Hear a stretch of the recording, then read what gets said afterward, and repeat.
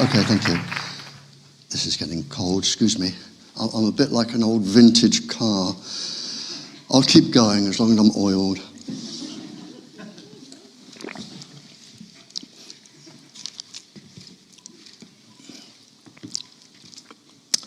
I'd just like to say a couple of things before I start, please.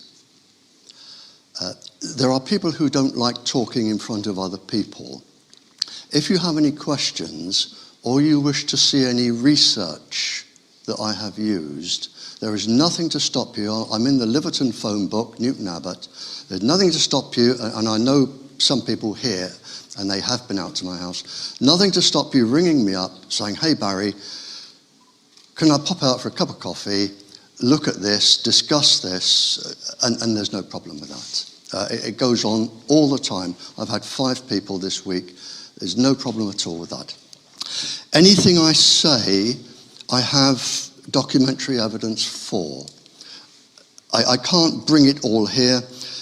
I've used 1,700 papers to compile this and my last talk. But you're welcome to come and look at them and criticize them and say, "Can I have a copy of this?" And take it away for whatever you want to take it away for. But I don't say a single word unless I have documentary evidence. Now, my aim is not to upset anybody, but some of the things I say, can. Between 1949 and 1962, everything we needed to know about microwaves was known and published. By 1962, all of the dangers, all of the hazards, everything was known. And when I say all of them, between the superpowers and us, the brain at that time had been studied for brain waves, and microwaves could be used to penetrate the brain and cause behavioral changes. And by 1962, with the resonance frequencies of the organs and the brain, the cyclotronic resonance frequencies, circadian resonance frequencies, a statement was made in 1962 by the governments that birth defects, all birth defects, organs, whole organisms, all cells, brain function, all emotions, all moods could be altered, changed, and destroyed by 1962. Microwaves then, as now, were used as stealth weapons before they became cell phones. In 1965, the use of cell phones by the military was used. I had them. By 1965, the prospect of cell phones and everything from cell phones was seen as a really, really lucrative market for the general public. And knowing the dangers that cell phones could cause, the military are exempt. You do not have, in the military, when you sign, any danger that comes your way for using whatever, that's it. You don't have any recourse for that. But the general populations do. And the military and the industry of several countries, the United States, Canada, us, some of the NATO countries, Australia and New Zealand, the people got together and they knew that cell phones and all the other gadgets you have today, they knew they would not be allowed under the current safety limits. and we needed a safety limit that could never be taken to court and never challenged if these things were to progress. And in 1965, they adopted an old 1953 thermal level by an engineer by the name of Schwann. And in order to prevent being taken to court, the industries and the people who make the decisions, they adopted the Schwann 1953 level, which basically says if a certain weight of your tissue, either 10 grams or a kilogram, depending which way you are going, does not heat up by a certain temperature in 6 minutes, then everything will be deemed safe for a lifetime's exposure for adults, women, children, pregnant women, everybody. And the 6-minute thermal level is the one that is still used today. They totally ignored and put aside the electric and magnetic vectors of the wave and the harm that the electric and magnetic vectors can do. Oh, it's my stick, it's all right. Sorry. Thank you very much, thanks. They put aside all of the harm from the electric and magnetic vectors, so I don't knock it over again. Now, they interfere with the electrical conductivity of the cells, the electrical conductivity of the neurons, the electrical conductivity of the brain. They interfere with the resonant frequency of the circadian resonant cells, the cyclotronic ions. In fact, they interfere with everything. So all of those are brushed aside, and we stuck with the 6-minute thermal limit. Sometimes they extend it to 30 minutes, but basically it is a 6-minute, and that is what is in force today in 42% of the planet of what we are in that part today. So you have really no protection against the electric and magnetic vectors. And as I say, that is in force today. That comes from the International Commission for Non-Ionizing Radiation Protection, who advise what was the government scientists, now Public Health England, who advise government, who advise councils, and it comes all the way down, and it is still in force today. I will be coming on to 5G later. 5G is not new. 5G was causing a nuisance in 1972. The only thing new about 5G is its name, 5th generation. That's it. That is the only thing new. It is well documented. There are many research papers on it.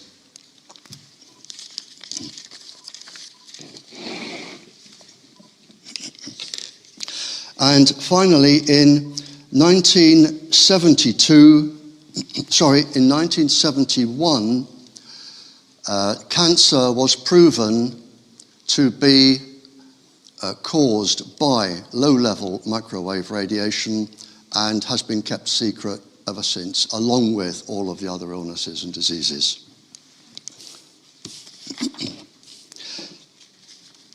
In the early 70s, this document was published.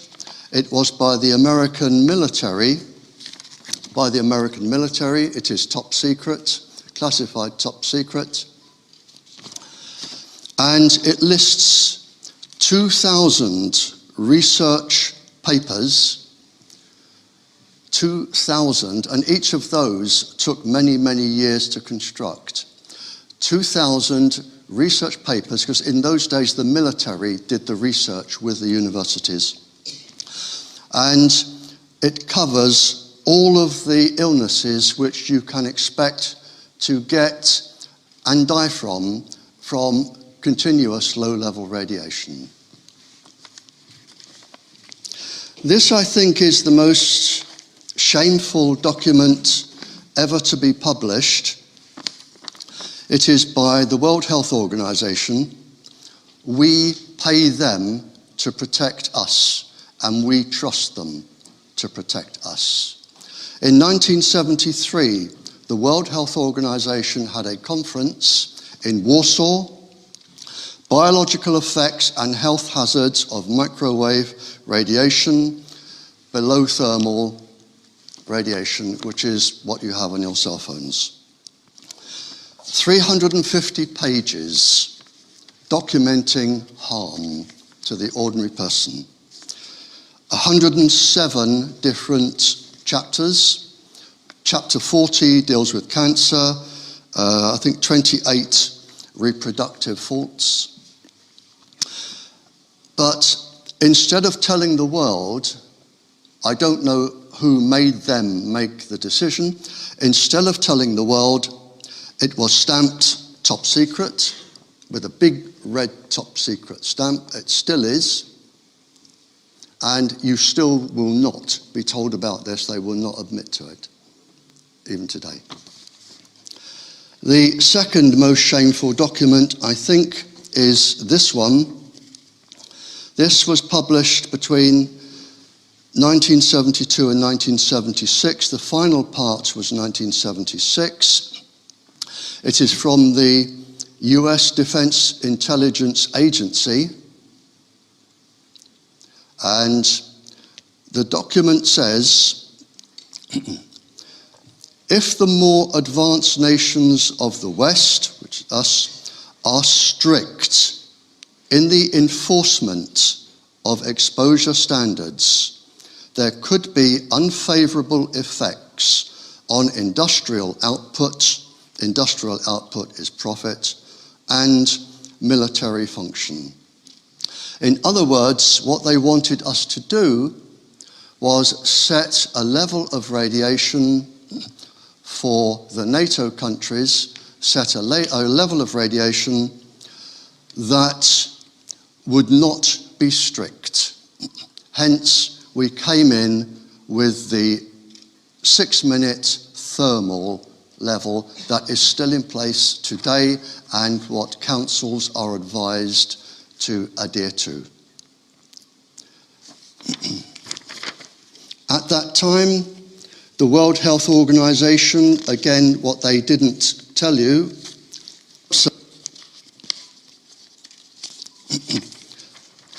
on their website, or on their, what they had on these days, 80% of the published papers linked cancer to low-level microwaves. And the others, you had neurological damage, birth defects. There was no secret among the decision makers then. And every so often, generally when a new G comes out, a new,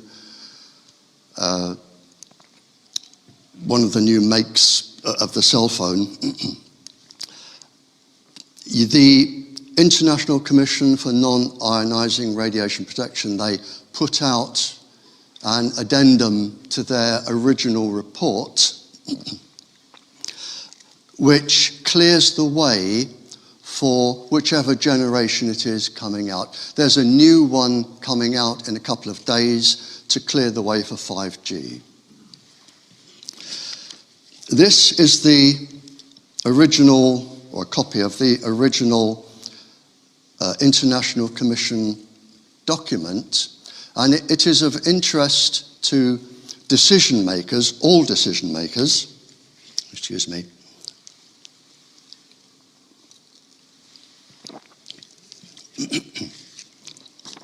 Because I think I'm not legally trained and I cannot understand people when they talk to me who are legally trained. But I will give you my interpretation of this. And this is for council decision makers and all other decision makers. They actually say in this that their recommendations are guidelines. They are not law. You do not have to adhere to them. They are guidelines. They say they only consider involving the heating of tissue. They go on to say, for example, children, the elderly, and some chronically ill people may have a lower tolerance for one or more forms of these microwaves than the rest of your population. They will be deemed sensitive. And then they say, on page 547 of this one, in practice, the critical steps in applying these general procedures may differ across the spectrum. Several steps in these procedures require scientific judgment. For example, on reviewing the scientific literature and determining an appropriate reduction factor. In other words, in my simple brain, if you are told that something is dangerous, as a decision maker, you have the authority to say, this says this level will cause this. I am instructed to reduce the level to a point that is deemed safe. You do not have somebody walk into your school or somewhere and say, sign here, Gov, these are radio waves. We've had radio for 100 years, no problems.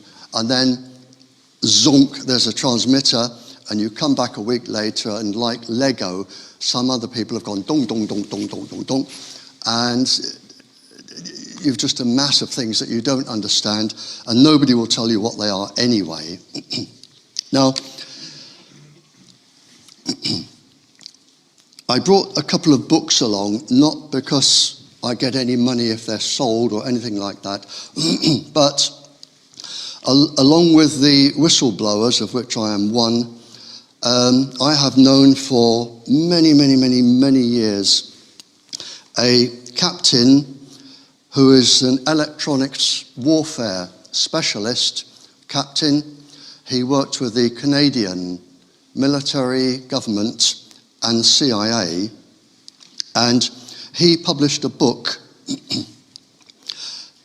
And in this book, and I can give you the title, and he's updated it, this is the original, he's updated it for 5G, and in it, whereas Snowden, the whistleblower a few years ago, put everything on the internet, he has put all of the top secret papers into a book, given the websites where you can download them if you are a decision maker and you want proof of something.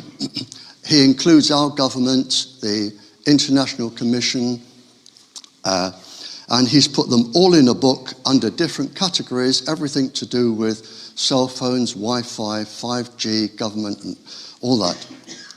But the reason I want to quote this one is because he has quoted that before this bubble bursts, with children and everybody running around with everything stuck to the sides of their heads, it is expected and anticipated there will be 2 billion deaths.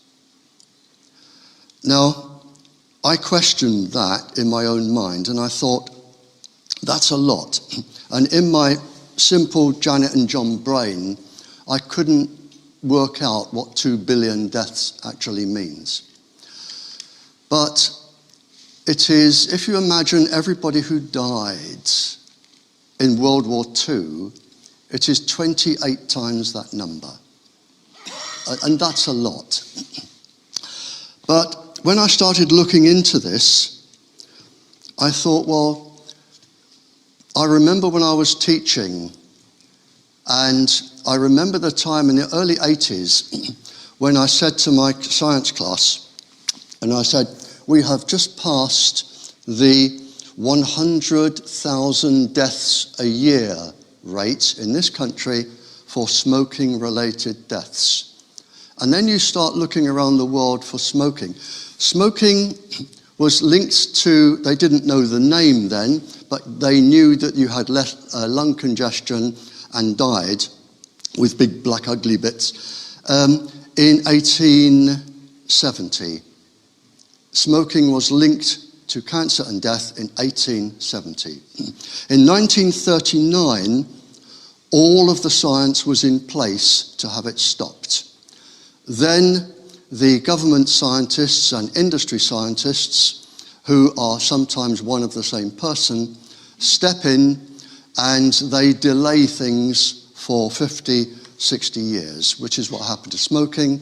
Exactly the same with lead in petrol, and there are many other examples. So when I looked at this, and I thought, well, smoking is probably comparable to 2 billion by now. Lead in petrol certainly will be. And I looked around a few figures, and a 10-year international study around the world in various countries had many, many thousands of miscarriages, suicides, deaths around transmitters. Lima, near Peru, the country, is known as Cancer City, where it is unregulated. Just 2 provinces in India, they have 50,000 brain tumours in children, and 100,000 plus dead in the provinces attributed to mobile phone masts. And so it goes on. And when you start looking at examples like this, in a paper I wrote, and anyone can come out to my house and read it and copy it. In a paper I wrote, there was a survey done, I'm trying to think, probably 15 years ago, of some of the schools in France and Spain, and they found 200 schools with cancer clusters of 8 or more different types of cancers attributed to the transmitter in the playground. We had one I was involved in, 11 children under 11 with leukemia after a transmitter went up. They all died. It was taken to Parliament. The MP put forward a very, very good case. It took 18 months to get to Parliament. And the minister stood up and said, we are within international guidelines, and sat down. And that was it. In fact, the minister lied. We're not within international guidelines. There are, and I'm not going to dwell on these, but I just, for the decision makers, I will just run through a couple of these. There are already deaths. Go on, Barry, sort yourself out, man. What's the matter with you? There are already deaths from Wi-Fi in class, from here to New Zealand. There are 136 studies of harm in schools, proper studies, from Wi-Fi and transmitters in schools. There are 48 studies on child suicide. It's going up around 4% every year. I'll just stop there for a second. It is the pulses or modulations from the frequencies.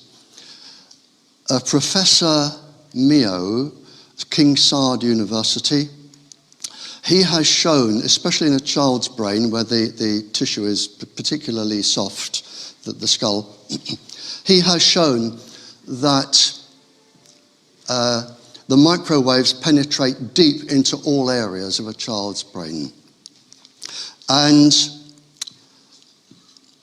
a scientist, Penifael, Penifael, in 1997, he listed a list of 1 to 600 pulse frequencies that could cause neurological and physiological damage in the body.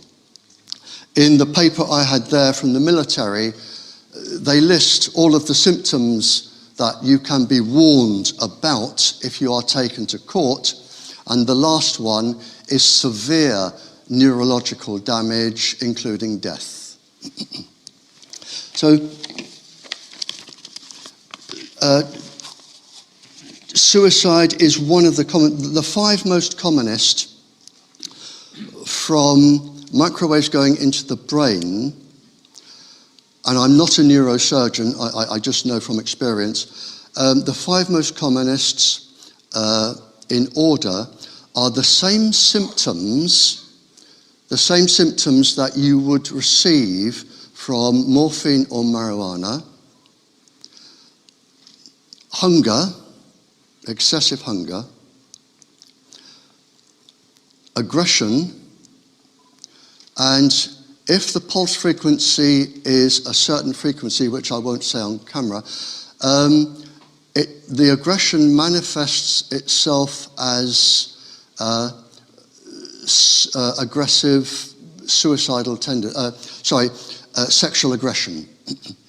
So you can get aggressive from the microwaves, and the particular pulse frequency will manifest itself as sexual aggression, particularly from men.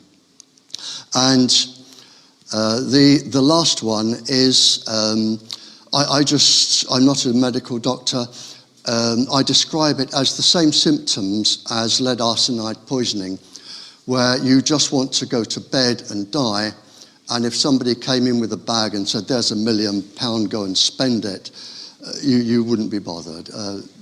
Those are the most commonest symptoms that you get from microwaves in the brain at varying degrees. And any neurologists here, I can run through the processes if you wish.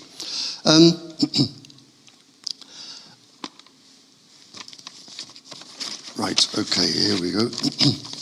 Pregnant women are particularly vulnerable because the womb, of course, is mostly fluid, and microwaves are attracted and stay in and rearrange the chemical structures of the fluid in many ways. There is a 20-fold higher concentration of damage within the womb. A pediatrician with a neurologist, a medical neurologist, went into a school. I don't know the size of the school, but he found 31 children with physical damage and neurological damage related to the transmitter.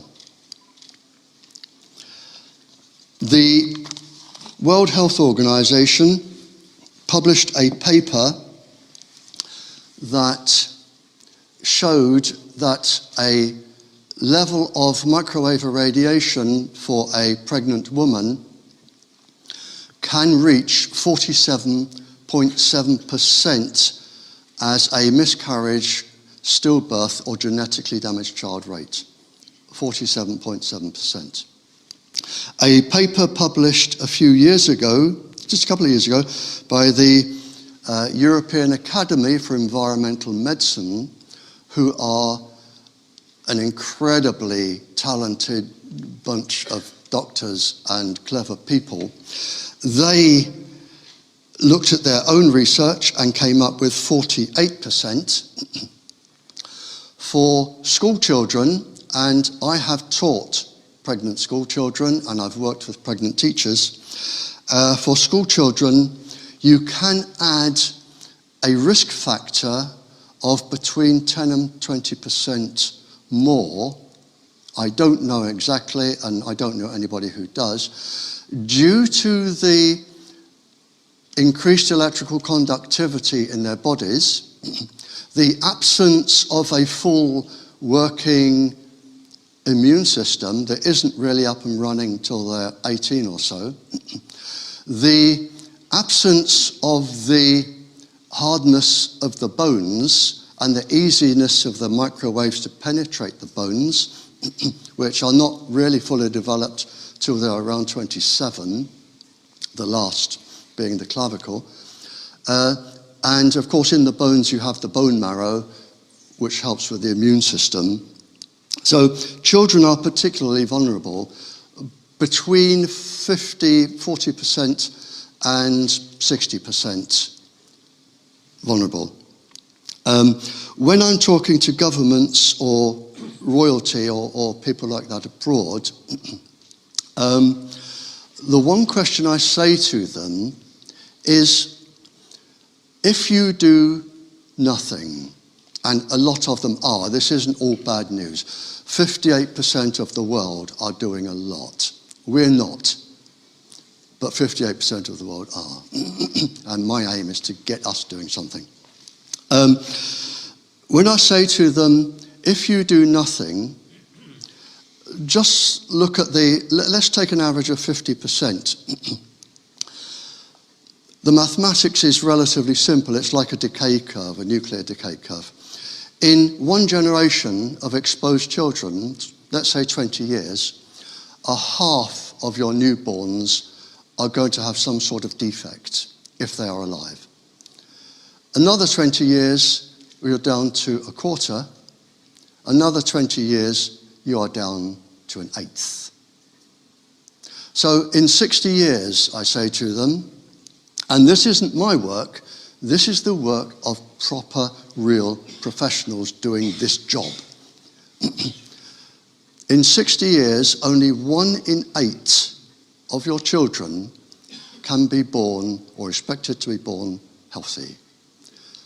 How are you going to run your infrastructure? How are you going to run your health service? Who's going to pay for it? Where are the taxes coming from?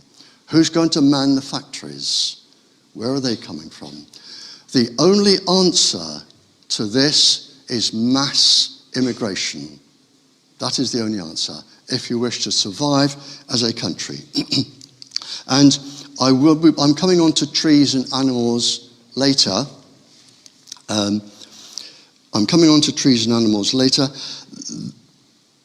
But it's worth mentioning here while I think about it. The scientists will know this, but we all have the same 4 chemical bases in our DNA. Any tree can read your DNA sequence. The nucleotides won't do it any good because it doesn't interest a tree, because a tree doesn't do what we do. But any tree can read your DNA sequence. And anything that damages our DNA, and if there are any professionals here who would like to know the sequence through the cell, I'll happily give it to you. Anything that will damage our DNA will damage all other living species' DNA, all of them, plants and animals. And the figures are showing this. And as far as I know, there are only 3 living things on the planet that seem impervious to microwaves. There are, as I said, 48 papers on childhood suicide, which manifests itself quite a lot with cell phones.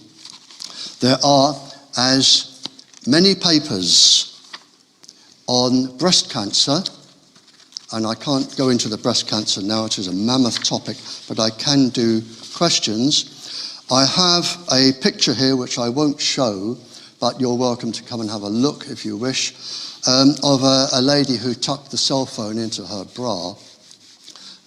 But breast cancer is a phenomenally high rate among people who carry cell phones in their handbags or have the metal stays in the bra. And finally, on this little section, a surgeon from Plymouth, a brain surgeon, questioned why the amount of brain tumours he was seeing did not match the amount he was doing, the operations he was carrying out. I need my glasses.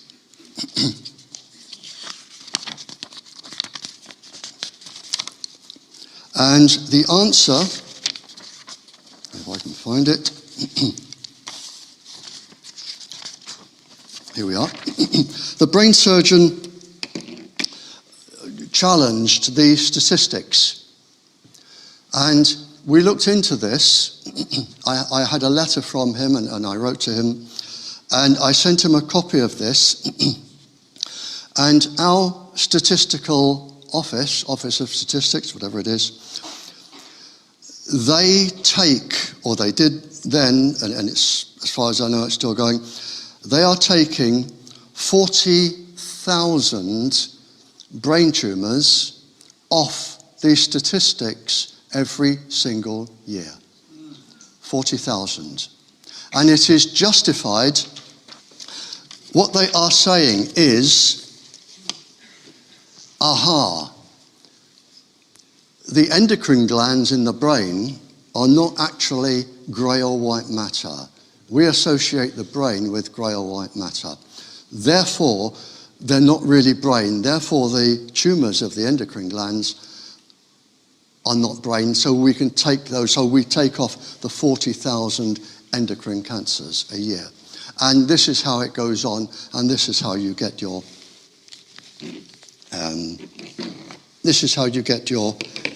figures down. But I did say to the doctor, surgeon, you work for the NHS, if you try and raise this, I have known 2 area health authority, whatever the chief person is called, the chief of the area health authority, I have known 1 be threatened that she would lose her job in 1/2 of 1 day if she brought this to anybody's attention, and the other one that the best thing he could do was keep quiet and stick to other things. Now, we put Wi-Fi in schools. We put Wi-Fi in schools. You can go into virtually any state primary school and they will have 20 Wi-Fis in the class, plus the routers on the ceiling, plus a transmitter, and there will probably be iPads as well.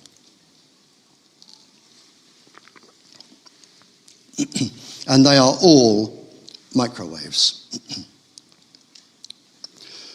What you are not told, and if you are a school governor or a decision maker, what you are not told when you put these in front of our 5-year-olds or even 4-year-olds these days, what you are not told is that the Wi-Fi in your classroom or your children's or grandchildren's classroom or their bedroom, the Wi-Fi is in the same category for danger. The World Health Organization, International Agency for Research on Cancer. They are in the same category, exactly the same, as mercury, lead, DDT, benzene, which is the smell from petrol you get, exhaust fumes from cars, HIV type 2, and chloroform, the same. Now, if I walked into anybody's school with any of those and said, here you are, play with this for a day, I would be jailed, certified, sectioned, and jailed. And yet, we've got children with these on their laps. I think somebody worked out for 13 hours over a school lifetime or something. But the good news, the International Commission for Non-Ionizing Radiation Protection, they have been a very, very tightly guarded body, secretive. You can't join them, you have to be invited to join them. They don't answer to anybody, they are not elected. And they have been a very, very close community. But just Saturday, they are based in Germany. On Saturday, we have a defector. And with 5G coming, he is not prepared to do what they are doing or be a member of their gang anymore.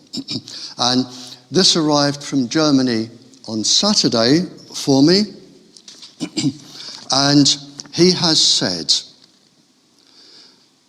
and he has gone public, there are now 2 large, well-executed and solid studies that point in the same direction. Cancer from exposure from all of these technologies. The data in the large study which found clear correlation between exposure to mobile radiation and cancer rates shows even greater cancer risks than revealed in the first report. Therefore, World Health Organization hazard class 1 instead of today's class 2, which is the one I've just read. It is an airtight argumented conclusion which supports an overwhelming amount of research. He is asking the world to upgrade the cancer certification from grade 2, which is mercury and lead and benzene, up to grade 1. He said the research substantiates that. Now, I'm going to finish off for 10 minutes, then we stop for a break. I'm going to just finish off with a few bits on Wi-Fi, because I think this is important, because these are our children and grandchildren.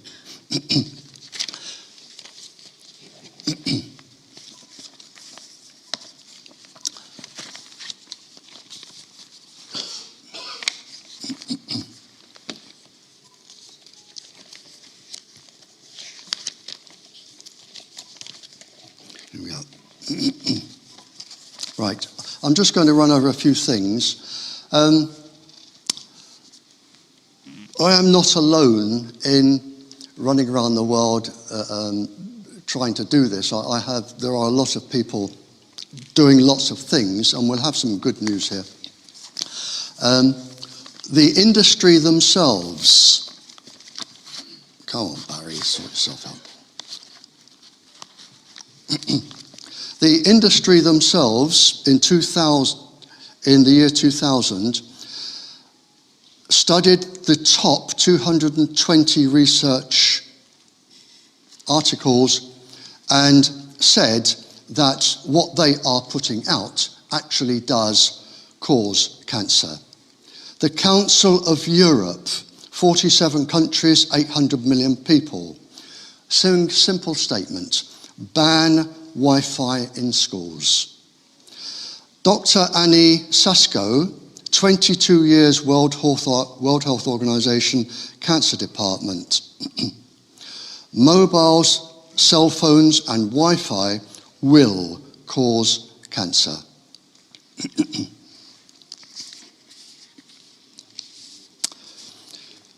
Switzerland, France, Germany, Belgium, England, this is not the state schools, England have started to remove Wi-Fi from schools. UNICEF, the big children's charity who care for children, decided to look into this, and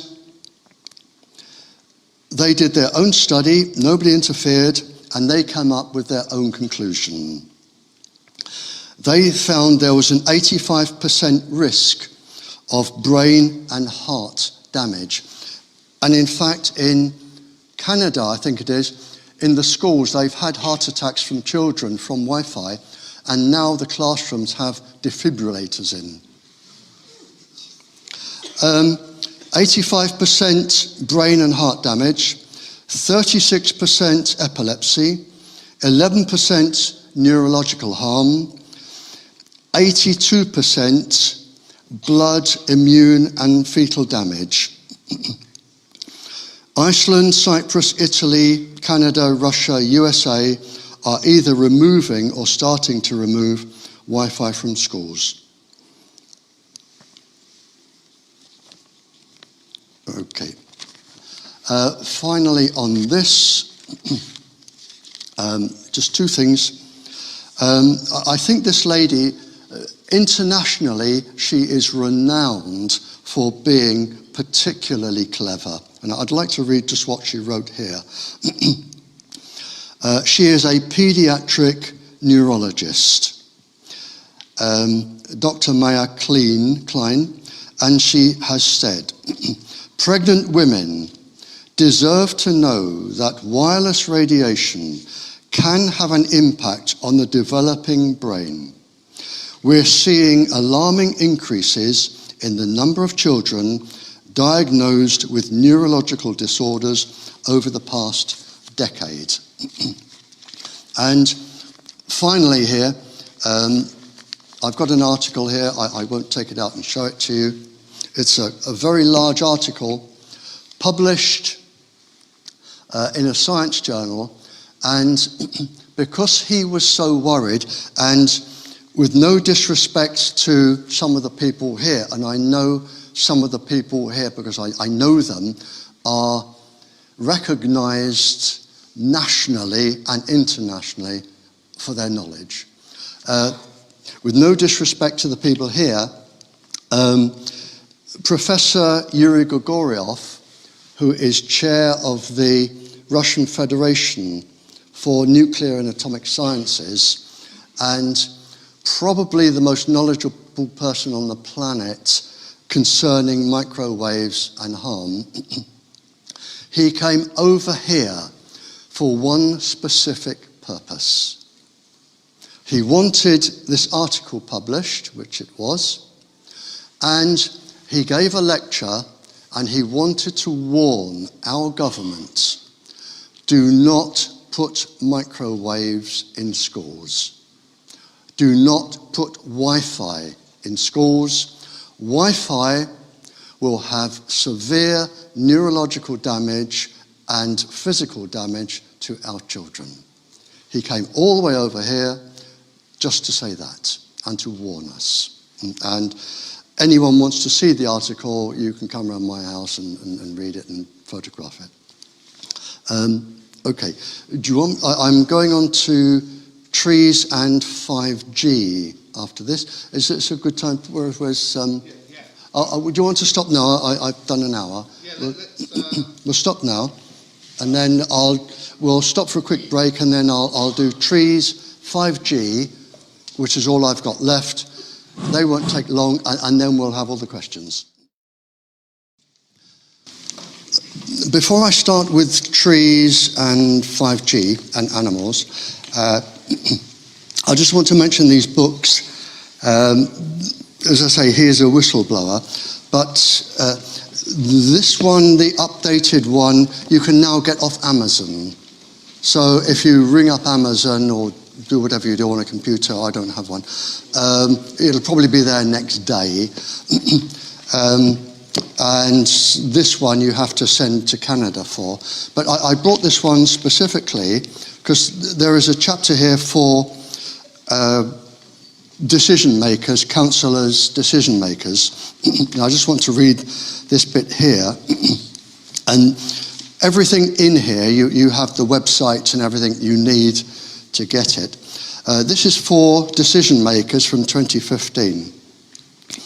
And it says, school districts, boards, medical health officers now know Lloyd's of London will not provide liability coverage for injuries, directly or indirectly, arising out of, resulting from, or contributed to by electromagnetic fields, electromagnetic radiation, radio waves, noise. This applies to Wi-Fi and all wireless devices in schools.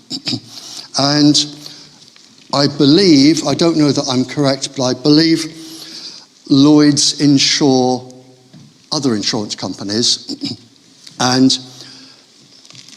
if I were a decision maker, one thing I would ask for in writing, because apart from the harm, which my brain can't even contemplate, apart from the harm, if you are taken to court over the death or an injury of a child, and you have no insurance cover, and I have had parents and people come to me and say, what do I do about injury? And I say, well, there will be insurance, or there will not be insurance, depending on.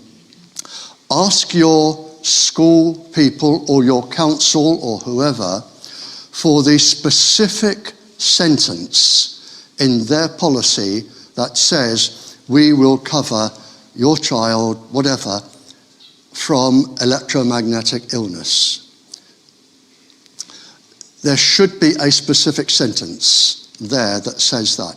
If there is not, then I don't know the law, but if as a decision maker you are taken to court, I have spent a whole day in court being cross-examined by an incredibly ambitious, tenacious barrister.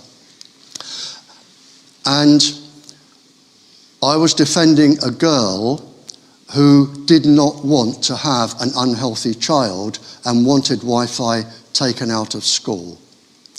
And I thought after that, Andrew Goldsworthy, who works with ESUK as an advisor, he was the medical expert. And I thought, I'm glad I was on my side because I can stand my ground. And I thought, if I were a decision maker against such a barrister, I would be taken to pieces with the information that is there. And I think it's something that decision makers just need to bear in mind. Trees, right.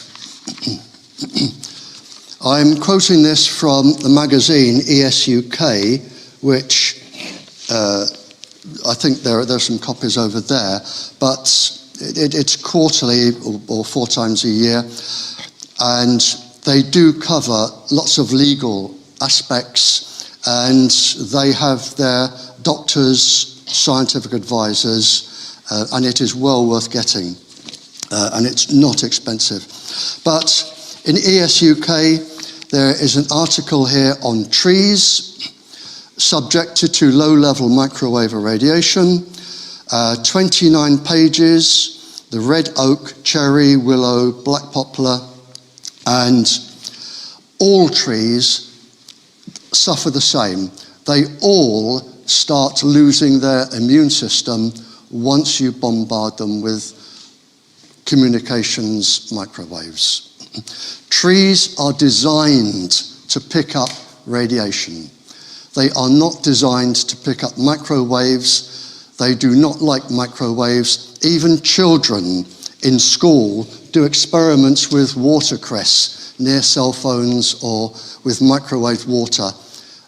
It's patently obvious that any tree does not like microwaves. And the moment you start microwaving a tree, 2 things happen. First is the tree starts to lose its immune system.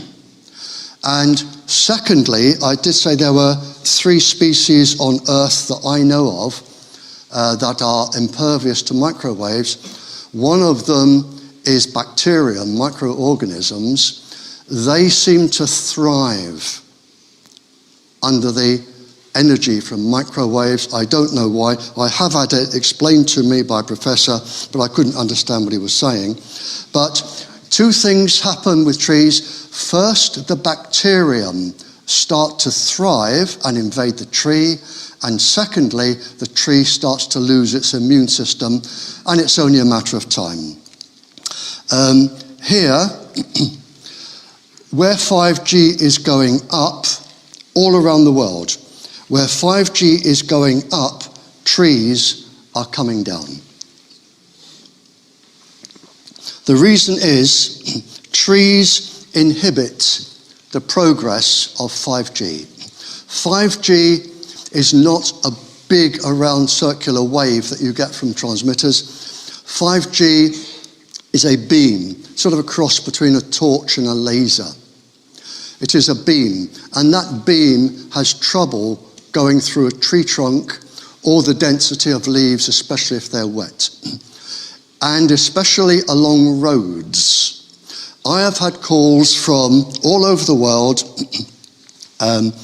saying, Barry, why are they cutting our trees down? And I say, is 5G going up? Yes, there is your answer. In Malta, the lady that rang me said they're cutting the trees down and the reason is that motorists can see better. In the USA, when they're just not giving an explanation, they're just cutting them down. Sydney is the only place I know, Sydney, Australia, where they're telling the truth, and the application into the government is the submission to the government 5G inquiry. Sacrifice trees for network performance and overwhelming numbers of small cells. In Australia, they've just said, if you want 5G, we cut the trees down. Simple as that. Here, our local paper, or my local paper, out at Bobby Tracy, the advertiser here, we are culling. Now, the reason given to us, we are culling in the Teignbridge area, that I come under Teignbridge, 90,000 trees to stop the prevention of dieback. I don't know what dieback is, I'm not a tree expert, but we are cutting down 90,000 trees, and we are also cutting down, it is 440,000 trees along the road so that they do not pose a danger to motorists. Now, I wrote a letter to the newspaper along with a lot of other people. Mine is here. And I've said, is it a coincidence that we have to cut down 440,000 trees suddenly posing a danger at the exact location that 5G needs to go up on the lampposts? 5G has to go up about every 100, 150 meters. Magazines, I'm not the only one with research. There is an article here that birds, bees, insects, trees, the migration of animals, colony collapse, a big study on aspen trees. There are 20 studies here, proper university studies on all of these. And it is the same thing, really. All of those, you suppress the immune system, and for the animals, the navigating animals, the ones that use the sun or the Earth's magnetic field, even the creepy crawlies that go along the ground,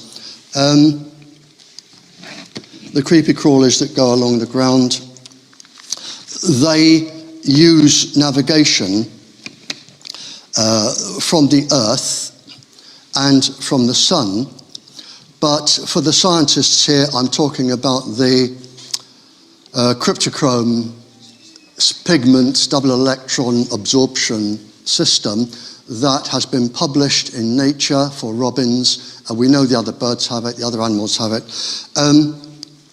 Animals lose their immune system all animals, and those that use the sun or the Earth's magnetic field, they become disorientated. Migrating birds get lost, butterflies get lost, and you have quite a lot of harm, particularly on insects.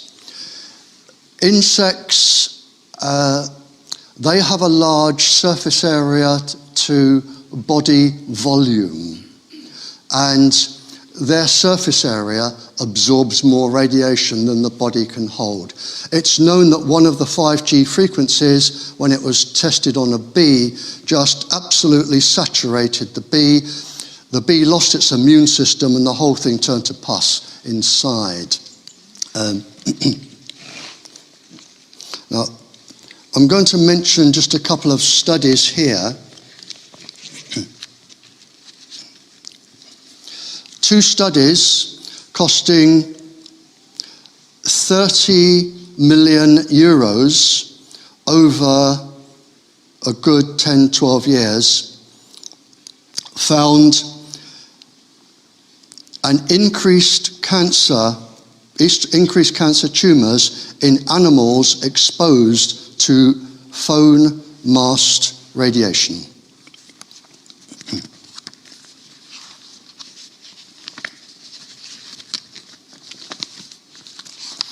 Okay.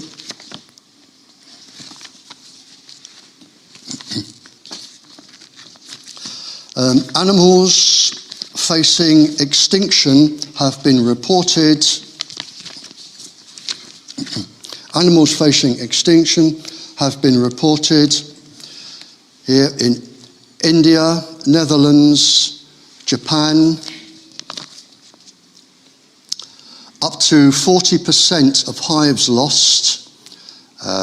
Insect extinction in Germany from study by entomologists. And so it goes on. Nobody is immune from this.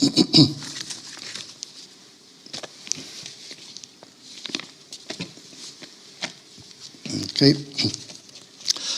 I have given the Glastonbury Festival, I have given 2 of the Glastonbury Festival environmental lectures.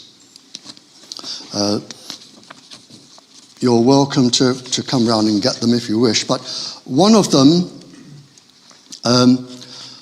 has over 8,000 research articles on animals and a 20-page laboratory study citing the suppression of the immune system from ordinary low-level microwaves on cows, cats, dogs, hamsters, whales, birds, bees, bats, butterflies.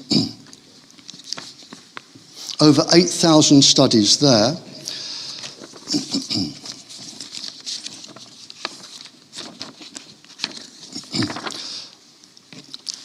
The second one I gave, the first one was predominantly bees. The second one was animals from all species. I quoted 14 properly, independently peer-reviewed university studies saying the same. And this isn't a UK problem. There's a lovely gentleman here sends me a picture of his hives every year. He is a priest. He is a priest living up in the mountains, the Rockies in the Colorado mountains, and he sends me a little letter every January with all of his hives. And to show this isn't just an English or UK problem, they are fighting a battle. The beekeepers are fighting a battle, and every year he tells me what he's doing. They're putting special protective coating on, or doing this or doing that, or moving them, but he sends me a note saying what he's doing to try to protect his bees, along with all of the other United States beekeepers. Now, I want to come finally on animals to a study here.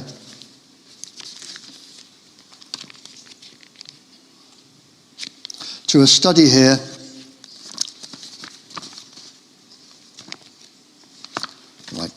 I know where I am. This is probably the biggest and most comprehensive and legal study. This is a 15-year study, hundreds of papers, a 15-year study. Mount Nardi and Mount Matheson World Heritage Site in Australia.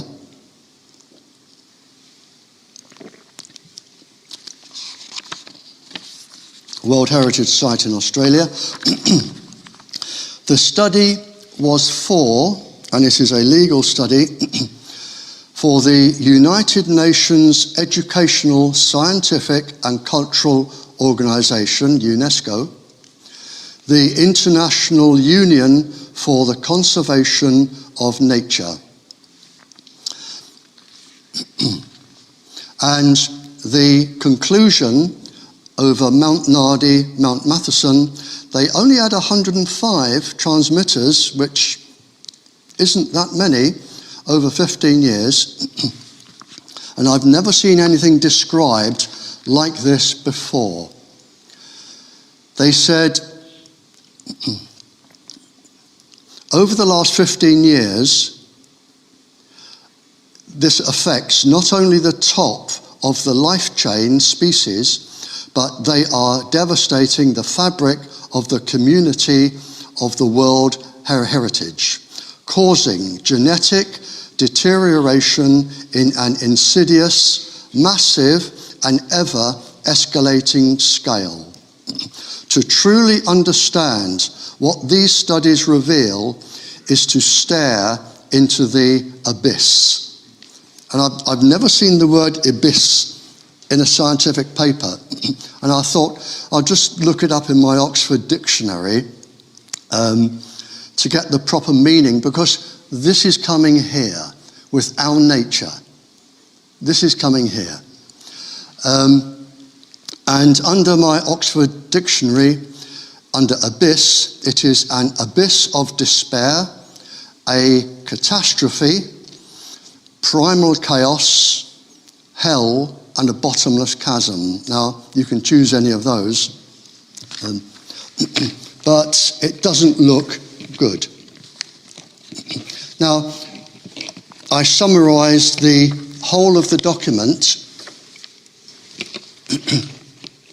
and I've summarised the document down here, but these are groups of species. These are not species. Some of these are 66 and 86 species. And when you run down this whole list of species, the common words appear.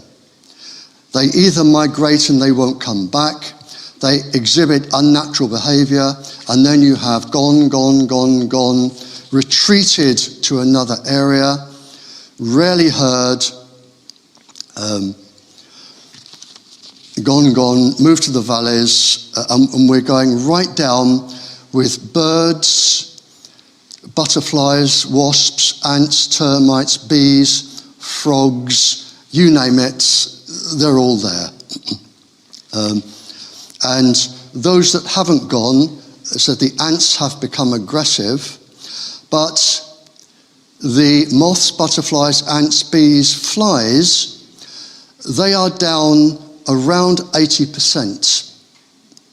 And some of the other creatures here, like the grey thrush, they list as rare, and there are several rares. But the problem is not whether they're rare, but whether you have enough species left to regenerate.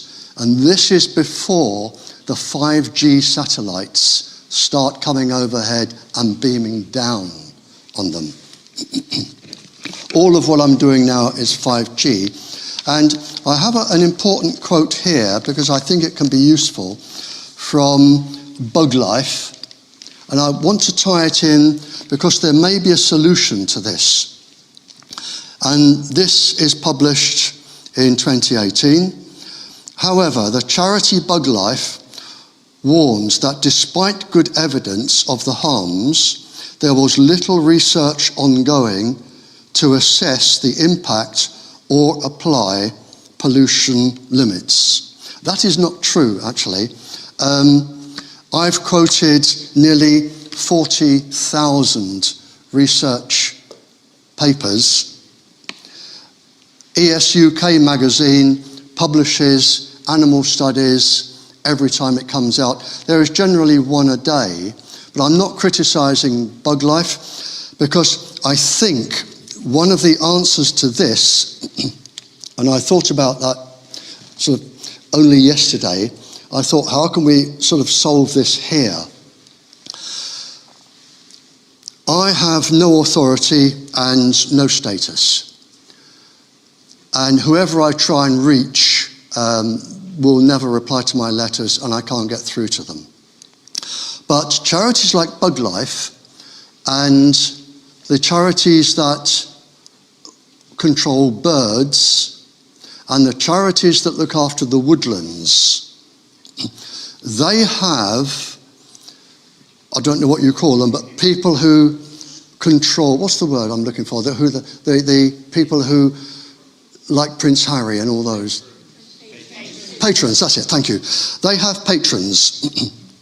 And if, and this will be going out, if the people who have animal charities and tree charities, if they go to their patron and they can ask their patron for me to come to them, I don't care where I go, my own expense, if I can go to the patron just for an hour, the patron, although the patron may not be able to do anything, the patron may be able to meet somebody at a social event that I would never even be let in the gate to, but would meet somebody at a social event and say, hey, we've got this bloke here, you really want to talk to him, and we may be able to get a decision made. That is the only way I think we can actually get a handle on this, because the industry is immensely powerful. They stand aside for nobody. They have the money, they have tens of trillions of dollars. They can buy anybody, they can buy the scientific results they want. And finally, the last thing on trees that I think is immensely important, because the moment these went up, we started to lose our trees, and I haven't seen the research, but I bet if anybody starts looking, you will see that tree diseases are slowly creeping up over the last 20, 25 years. They have to. But what people don't understand about trees, and I'm going to put this very briefly, 70% of a fish is tree. The reason is when the trees shed their leaves, all of the broken down goodness gets washed into the streams, the rivers, the sea. It is fed on by microorganisms and bacterium, and they get fed on by bigger things and bigger things, the food chains, the food webs, and into the fish. And any fish, any 70% of a fish is generally tree, or the goodness from a tree. But there is a very important fact here. Among this enormous chain of microorganisms, you have tiny little microorganisms called coccolithopores. And they do their share of feeding and they are fed on. But they produce one important molecule. Coccolithopores produce a molecule called dimethyl sulfide. It is the only molecule known at this point in time, the only molecule known, because it drifts out of the water into the air. And it is the only molecule known to take part, and that is necessary, in cloud formation. Now, if you go and cut down all of the trees in there, I think we're going to cut down 70 million or something. You cannot replace 70 million trees with 70 million saplings. The average age will be about 100 years, and the saplings will not do the same job. They will not absorb the carbon dioxide from the atmosphere for a start. Now, if you cut down the trees, you are cutting down the formation of clouds in the atmosphere, which means you will get droughts. It is as simple as that. We cannot go round cutting down that many trees if it isn't necessary, and the only way to have 5G is to cut down trees. So there is a balance there, and it needs to be known to somebody. Now, with 5G, I'm going to finish on 5G.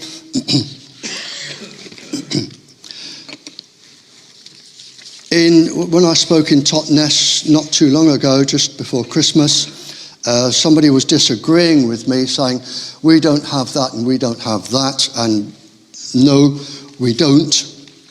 But it doesn't say that we will not have it. There is a lot more to 5G than just putting up little boxes on lampposts. 5G is the new generation. It is not a wave, it is a beam. It is going to be used by around 53 organisations in this country, plus the secret services, plus the military, plus the American bases and their frequencies. There are quite a lot of frequencies that people don't know about that are going up when you have a 5G transmitter, and most of them are secret. In fact, there are a lot. And 5G is going to merge. When I look at the frequencies, the spectrum across the whole range, 5G is going to merge basically with Wi-Fi 6. And they are already producing 6G. 5G and Wi-Fi 6 are getting very, very close together. They are going to be used in unison. Right, I need to keep these in order, or I should be a silly boy.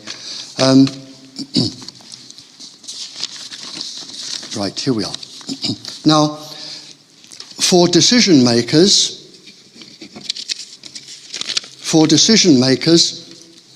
two of the world's leading professors in this area wrote a letter to all of the Nordic prime ministers.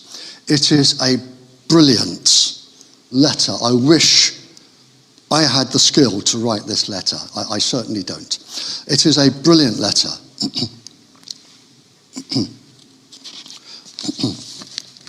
But before the letter, I just want to, what do I want to do? I want to read a legal opinion from an international attorney at law office regarding 5G. This is for decision makers, and it says, and you're welcome to pop out to my house and get all this stuff. It says, a international firm of law, a law firm. It is the conclusion of this legal opinion that establishing and activating a 5G network as it is currently described would be in contravention of the current human and environmental laws enshrined in the European Convention of Human Rights, the UN Convention on the Rights of the Child, EU regulations, and the Bern and Bonn Conventions. And going through documents, I have found, and these mean absolutely nothing to me, the UN Convention 1989, each state, and we come under the United Nations, each state has a legal responsibility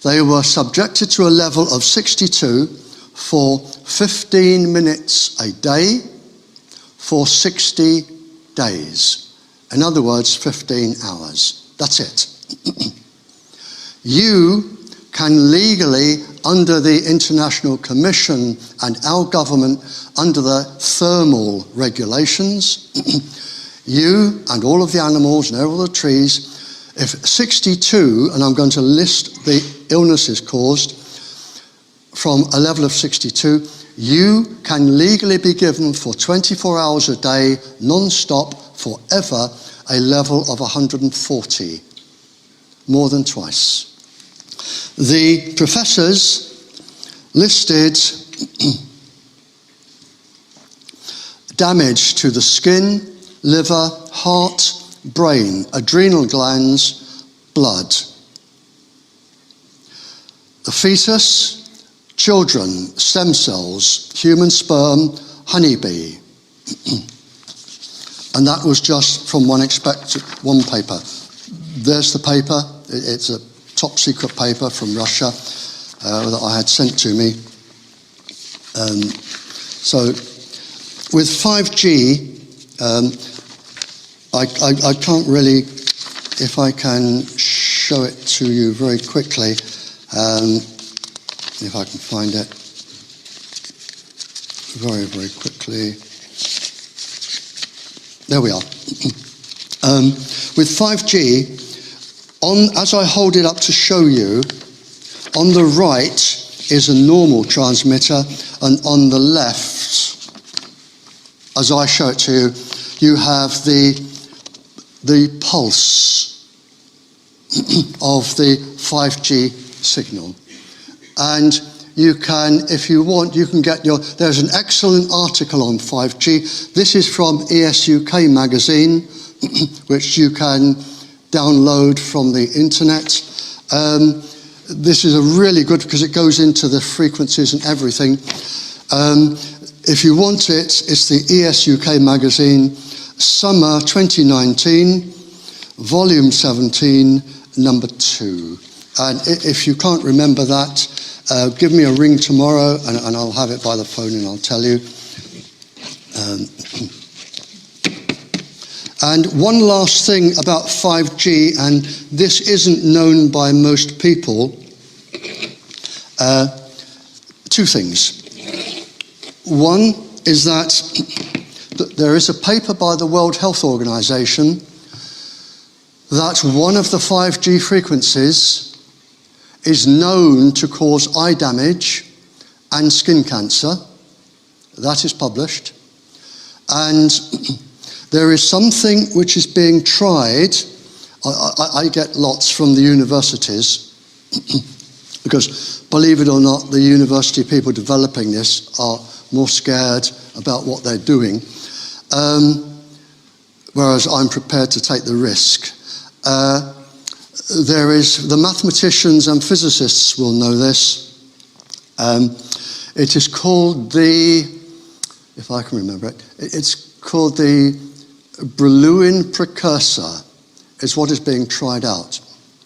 It is a 1 second pulse that will precede the laser beam. It is a 1 second pulse that will precede the laser beam, up to 10 gigabyte in strength. And you really, really don't want anything like that flashing across your eyes or your skin. Nothing does.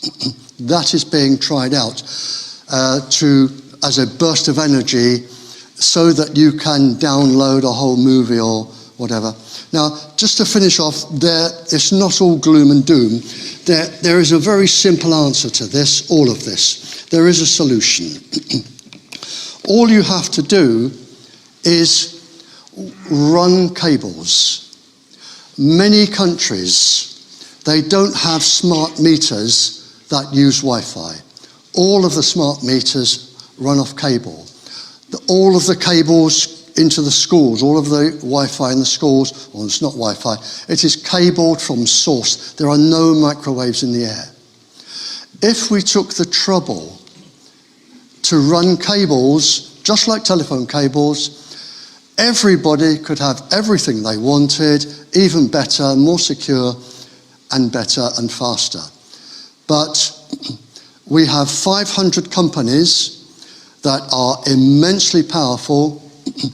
They are pushing the Wi-Fi because they're getting as much money as they can, and this is how they are progressing. But the easy answer is just to have cable. If we run a cable along a forest, the trees are happy, the animals are happy, everybody is happy, you can have them into the schools. And if we turn down all of the transmitters, just turn them down, so that only the emergency services need them. If you're in a car and you break down in the middle of Dartmoor, you can ring. If we just had that system, which is what it was originally designed for, there would be no problem. But the problem is, and was unforeseen in the 70s, this system has been hijacked by children and addicts and everybody else, and the use was not thought up before they released this. And they are chemically and physically addictive. And I have articles from Scientific American Mind that show that children will demonstrate severe aggression, where a child has threatened to murder her parents if they so much as touched her equipment, and a child has punched the mother in the face for touching the equipment. We're getting to that stage. But there is a solution, but the problem with the solution, and we go right back to the very first document, you will lose profit. And this really all comes down to money. And what I'd like to do now, we'll just get straight on, if we can, Charlie, please, straight on with questions. Well done, everyone. I know, thanks, Barry.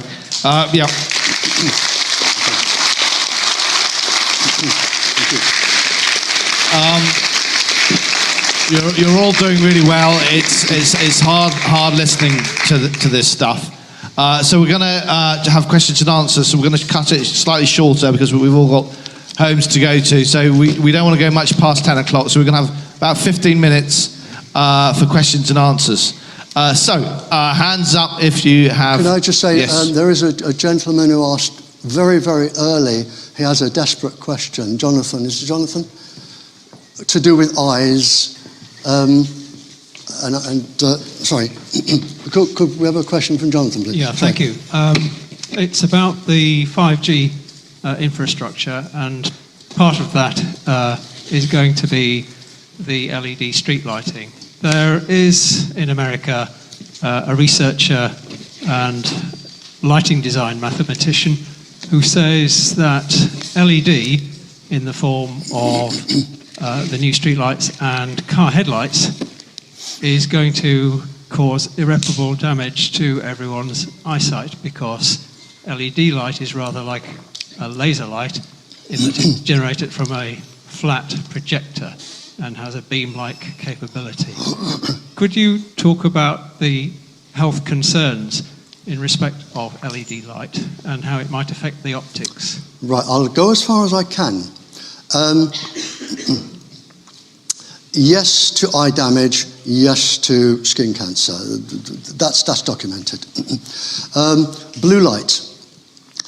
I'm assuming the blue light you're looking at is 450 to 500 nanometers. Yes. Yep. Okay. Right. Blue light.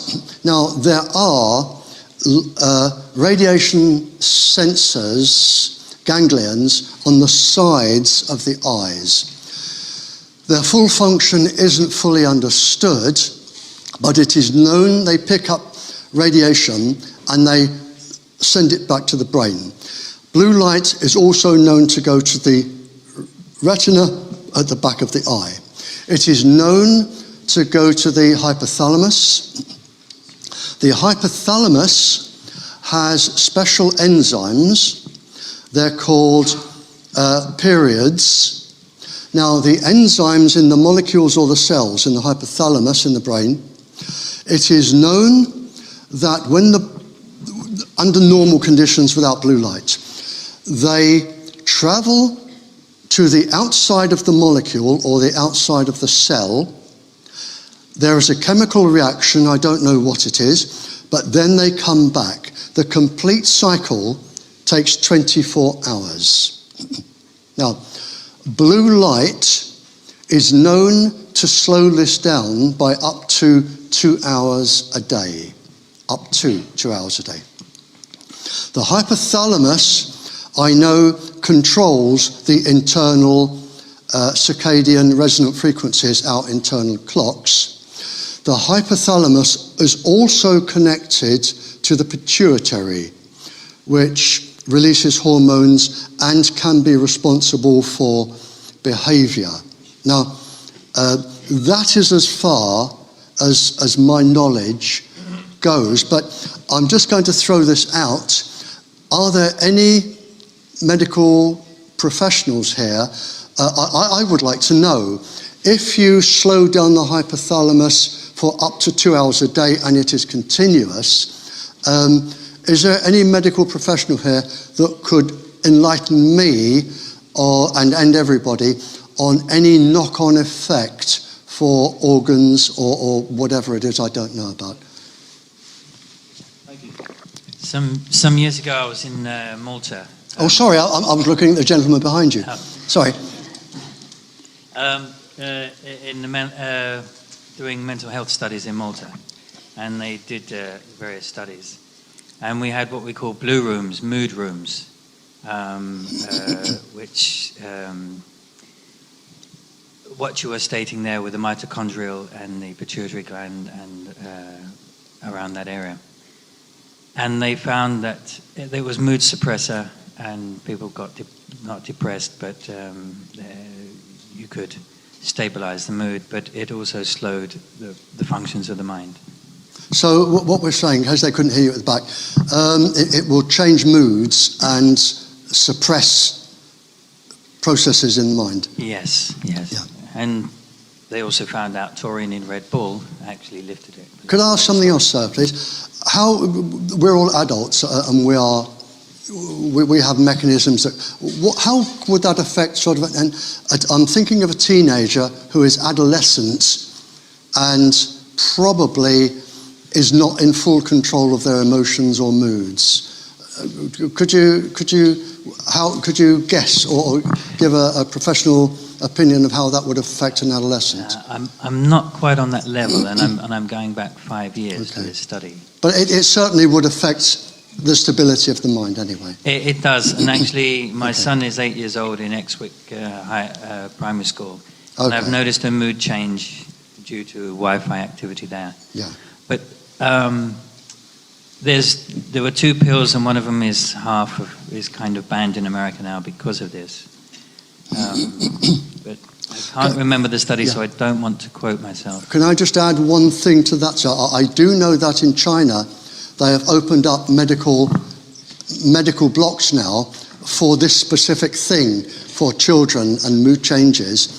And the professor has written a brilliant paper. I can't remember his name. The professor has written a brilliant paper, and in the clinics right across China, the youngest child he's treating is 2. For addiction and mood behaviour. Sorry. Okay, questions? Well, I've got a quick question for the audience. Put your hands up if you are now suffering from tinnitus. No. Yeah, if you weren't 5 years ago, but you're now suffering from tinnitus, put your hands up.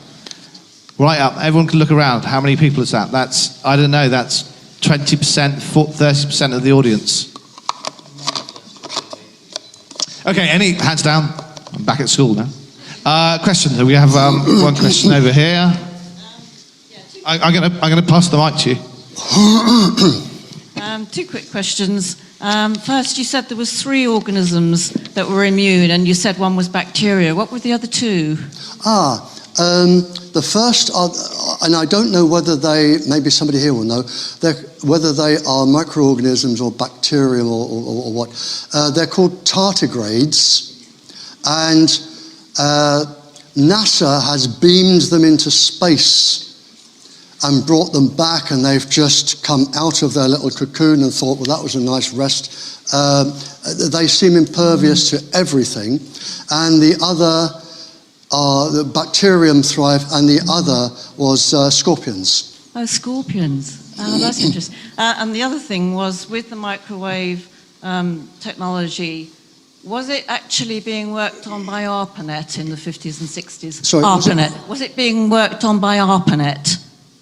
The US ARPANET, the defence people who... I'm sorry, I can't understand the question. In the 50s and 60s, was it worked on... By ARPANET. What's ARPANET? ARPA, ARPA. They were the defence, sort of, a lot of their work was secret. I don't know. I'm sorry. Oh, right, okay. I don't know. Because you said that you were working on Cold War microwave technology. Yeah. The 1949, by 1949, they knew the brain frequencies, and they were changing behaviour just by beaming microwaves into animals and human brains. The only organisations I know are the Soviets, the CIA. We worked with them, but I don't know that particular acronym. Sorry. Any more questions? Well, we have no more than 10 minutes. Sorry. Hi. Thank you for the evening. That's my pleasure. The presentation. Thank you. Just wondered, is there any truth in the idea that this is also not just about money, but a weapon of war, and an idea of depopulation, which is their intent? That is a particularly, is it a deliberate method of depopulation or a method of war? You've heard of HAARP, H-A-A-R-P in Alaska. Manipulation of weather? That can be used. I'm not saying it is or it has. It can be used because the microwaves can be any frequency, and they only need to tune it to a brain frequency, and it can be bounced or reflected off of the ionosphere, which is hydrogen and helium, down to any part of the planet. And there isn't one HAARP, there are 16 around the planet.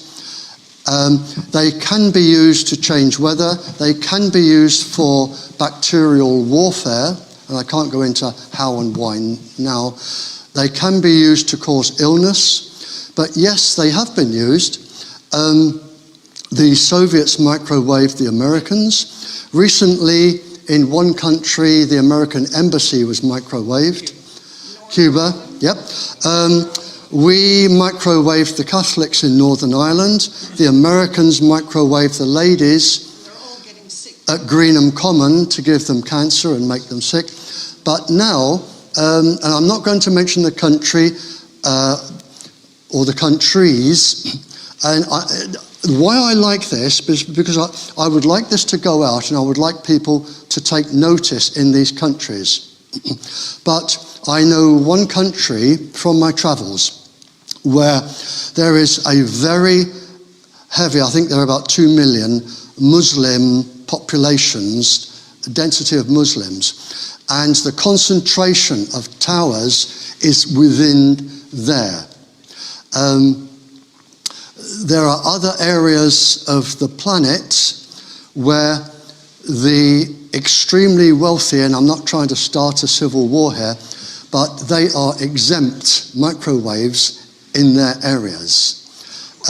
There are areas of the planet where particular densities of poor, and I've been to them, and I fought a case for them, and we won, and I had the king backing me, where the transmitters were always put in the poorest, densest areas. So you could argue that, but whether it is deliberate, I'm not in the mind of the decision makers. So can we take one more question quickly? You know, they're doing the small cells, 5G small cells every 100 meters, every 200 meters, and if you Thought of it the other way, not faster download speeds, but if you thought of it, you had an AK-47 on every street corner, you might think again about 5G.